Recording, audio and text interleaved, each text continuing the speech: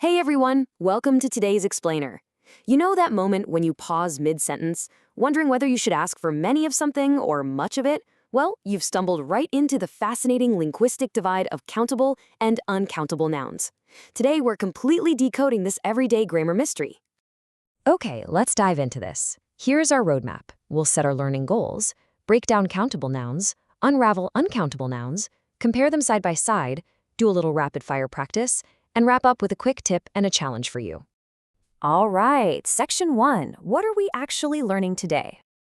Our primary goal is to master exactly what countable and uncountable nouns are, but more importantly, we want to nail the practical application. We're going to learn how to automatically know when to drop in those essential little words, quantifiers like a, an, some, many, and much.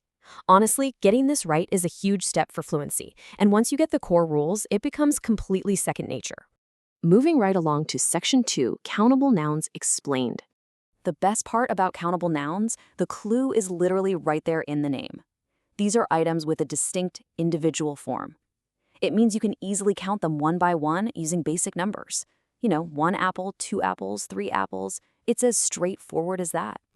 Now, what's really interesting about this slide is how we pair specific describing words with these exact items. Take things like a book, a dog, a pencil, or a car. Because a book is a single individual unit, the rule is you use a or an when there's just one, and many when you've got a whole bunch of them. You would absolutely never use much because these are distinctly individual items. So, in everyday conversation, it sounds just like this. I have a book, or she has an apple. And for plurals, we have many pencils. That countable nature is exactly what allows for that precise, easy multiplication. Let's shift gears a bit. Section 3. Uncountable Nouns Explained. Now, uncountable nouns, they operate by a totally different rulebook. These are your mass substances, your liquids, or broad concepts. Think about water, milk, rice, bread, sugar, or butter. I mean, you wouldn't sit there and count every single grain of rice in your bowl, right? No way. You treat it as one big mass substance. Same goes for liquids. And because we treat them as mass substances, there's a super common trap people fall into here.